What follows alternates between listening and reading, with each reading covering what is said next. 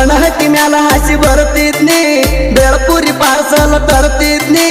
ರಬ ಕವಿ ಗುಡದಾಗ ring a ring a ಜುಮ್ಕಿ ಕಿವಿಯಾಗ ಹಾಕಿದ್ನಿ ನಮ್ಮ ಆಯಿತೇನು ಸಲ ಪಗಾರ ಕುಡುಗ ಮಾಡಿ ಕಾಲಿಗೆ ಚಾಳ ಕೊಡಸಿದ್ನಿ ಏಕದಮ್ಮ